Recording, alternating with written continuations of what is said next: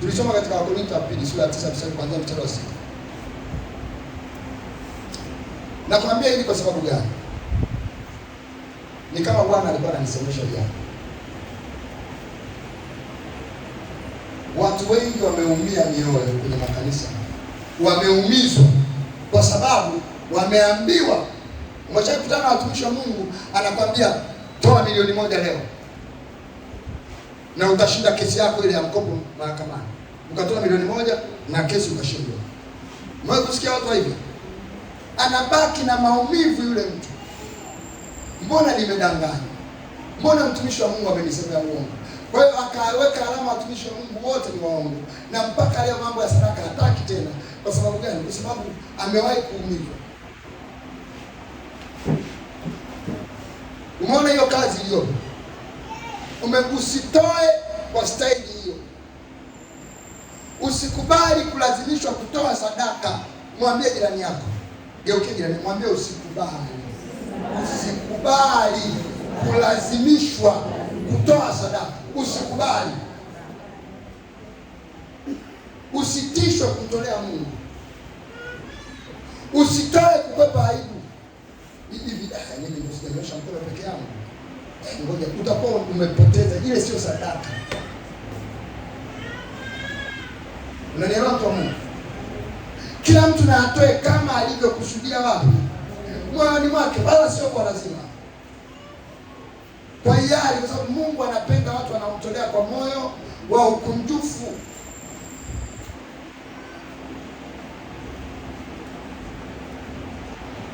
Usikubali kushurutishwa kutoa sadaka. Hata mimi nikipotoka sitapotoka kwa jina la Yesu. Nikaja kwako nikakwambia Jennifer, inawezekana amekuja akija malaika kwa sura yangu.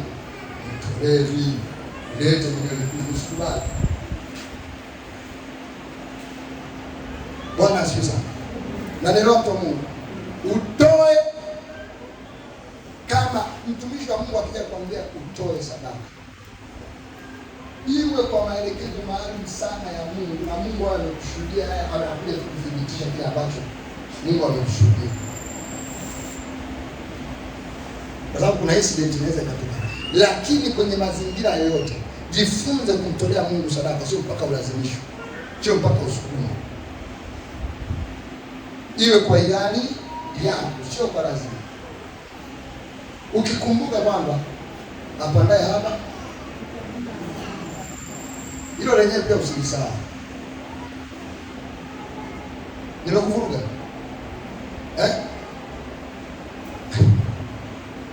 Bwana asifiwe. Usitoe sadaka kwa kulazimishwa. Usitoe sadaka kwa dhamiri ya kwamba nataka nipate kuokoka. Vuka hicho kiwango cha watoto. Toa kwa kumpenda Mungu. Ukijua yeye ndio mpaji wako. Ukijua kama amemtoa Yesu Kristo kwa ajili yako. Hakuna kitu kizuri ambacho Bwana atashindwa kutoa. Akiweka msukumo moyoni mwako wa kutoa, usichelewe. Toa. Ukijua kwamba Wakorintho wa pili 9:8 nasema Mungu aweza. Mungu aweza. Hata kama ni kutoa kikumu, utoe ukiwa unajua kwamba Mungu anafanyaje? Anaweza. Haleluya. Bwana Yesu asifiwe. Unanielewa mtu wa Mungu? Na tena usitoe kitu. Usiende kuhongwa ndio kaleta sadaka. Hapo labda tuwaseme na pili. Una hawala. Ni mume wa mtu. Amekupa hela. Ndio naenda kanisani. Astaghfirullah. Hiyo itahitaji astaghfirullah. Usifanye hivyo, mwambie hapo usifanye hivyo. Mwambie hata kama sio leo usifanye hivyo. Usiende kuiba ukaleta hela sadaka kanisani. Anasikia kama wake nasikia kuna wezi wanaomba Mungu eti afanikiwe kwenye wizi wake. Laki moja iwapige siku moja. Ili iwe fundisho. Usilete hela ya uovu mbele za Bwana.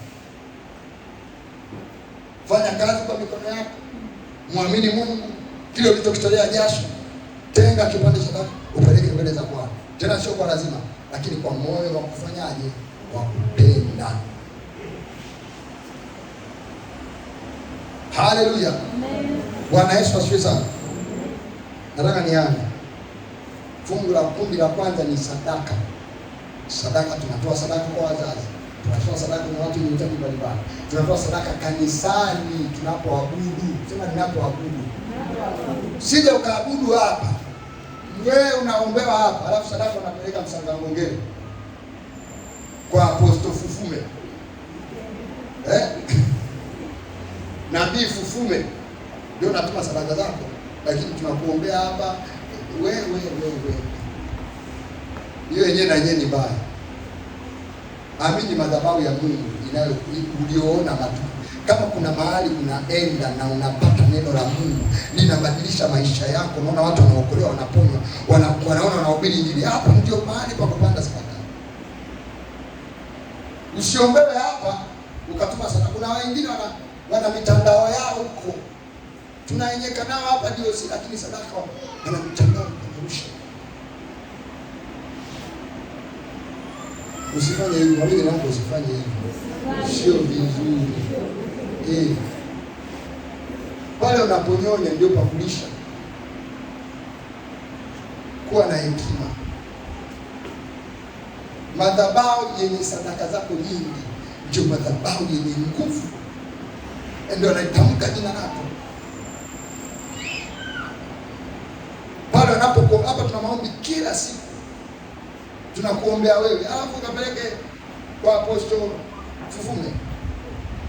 Kweli? Unaona kwamba hapa tunapata hela sana, ndio maana nakwambia hivi.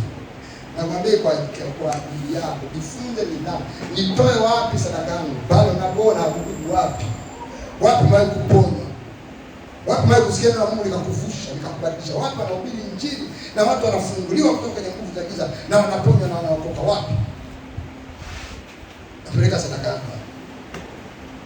Tunatoa ibadani, tunatoa kwa wazazi wetu wa kimwili na wa kiroho.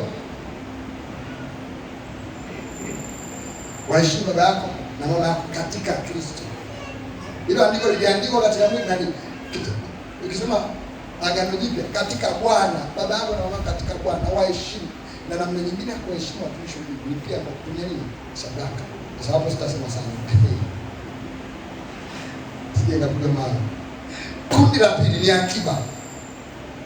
Fungua Wakorintho wa pili sura ya 9.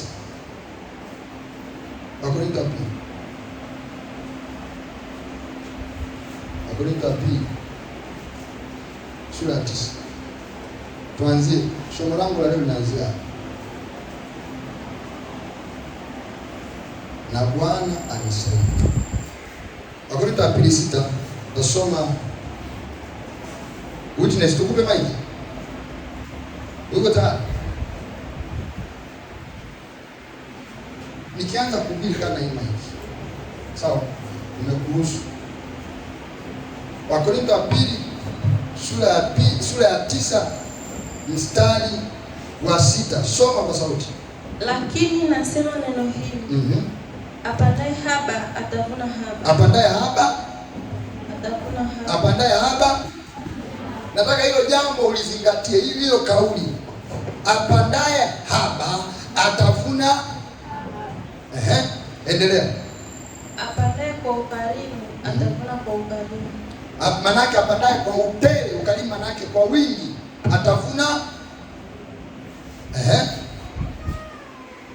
Kila mtu na atende kama alivyokusudia moyoni mwake. Kama alivyokusudia moyoni mwake, Si kwa huzuni. Si kwa huzuni.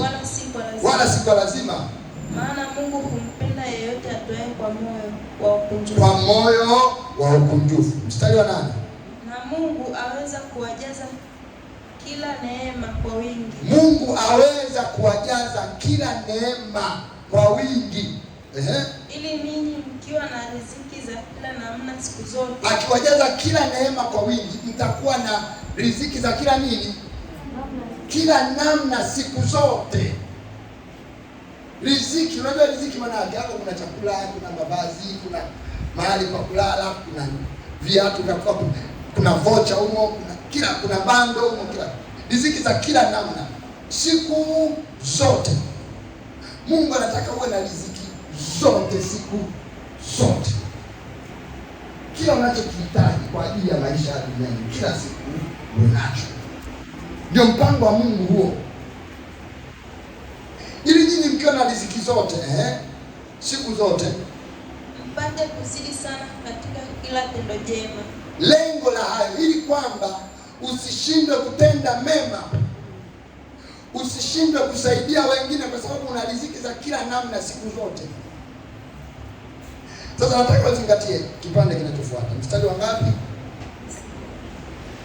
Mstari wa 9. Kama ilivyoandikwa, ametapanya, amewapa maskini, haki yake yakaa milele. Mstari wa 10, zingatia. Na yeye ampaye mbegu mwenye kupanda, na yeye ampaye mbegu mwenye kupanda, na mkate uwe chakula, na mkate uwe chakula, atawapa mbegu za kupanda, atawapa mbegu za kupanda na kuzizidisha, naye atayaongeza mazao ya haki yenu, naye atayaongeza mazao ya haki yenu. Mstari wa 11. Mkitajirishwa katika vitu vyote, mpate kuwa na ukarimu wote, umpatiao Mungu shukrani kwa kazi yenu. Mkitajirishwa katika vitu vingapi? Vyote. Mpate kuwa na ukarimu wote, umpatiao Mungu shukrani kwa kazi yetu. Maana utumishi, hapo kwanza tunaishia hapo, mstari wa 11. Wakorintho wa pili 9:6-11. Nataka nirudie mstari wa 10. Unasema, na yeye ampaye mbegu mwenye kupanda na mkate uwe chakula, atawapa mbegu za kupanda na kuzizidisha hizo mbegu za kupanda, naye atayaongeza mazao ya haki. Nisikilize vizuri. Kila tunamalizana na sadaka, tunaendelea kundi la pili ambalo ni nini? Kundi la pili ni nini? Akiba. Kila hela inayopita mkononi mwako imebeba mbegu na chakula.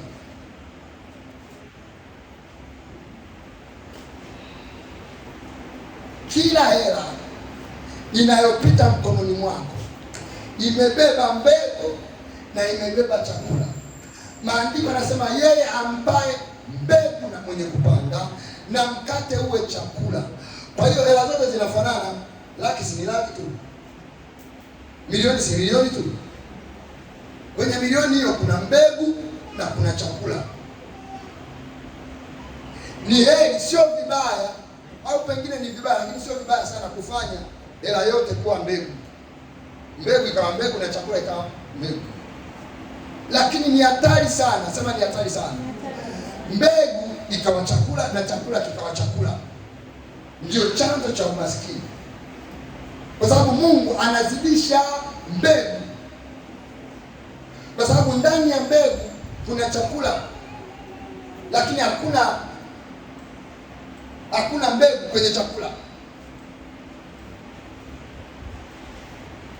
Mbegu inakuwa mbegu kwa ajili ya kupanda. Unaweza ukageuza mbegu ikawa chakula. Unaweza ukageuza chakula kuwa mbegu, lakini unaweza ukageuza mbegu ikawa chakula. Ni hatari sana kula vyote.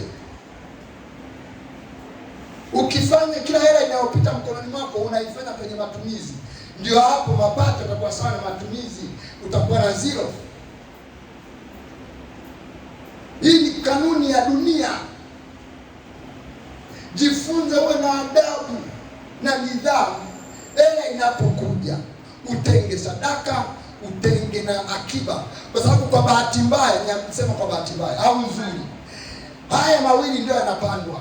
Unaweza ukapanda sadaka kama umesoma vile andiko hili, lakini akiba yako pia ni mbegu. Kuna upandaji wa aina mbili. Kuna kupanda kiroho kama sadaka kwa Mungu. Sadaka unazozitoa kwa watu zinamwendea Mungu. Unazitoa kanisani zinamwendea Mungu. Unazitoa kwa watumishi wa Mungu zinamwendea Mungu. Unazitoa kwa wazazi wako zinamfikia Mungu. Matendo ya Mitume sura ya 10 mstari wa 1 na wa 2 na wa 3 nadhani. Nazungumza habari za Kornelio. Huyu ni mtu alikuwa mchaji wa Mungu. Mkuu wa kijeshi fulani, alikuwa ni mkuu wa kikosi fulani cha jeshi. Maandiko yanasema alikuwa ni mchaji wa Mungu, anayemwomba Mungu siku zote na kutoa sadaka nyingi kwa watu. Malaika alipomjia alimwambia Kornelio, sala zako na sadaka zako zimefika na kuwa ukumbusho mbele za Mungu.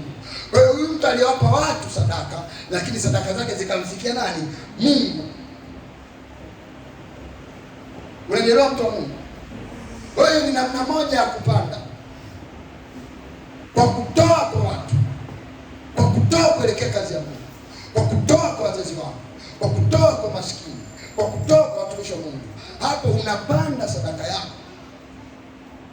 na maandiko yanasema mkitajirishwa katika vitu vyote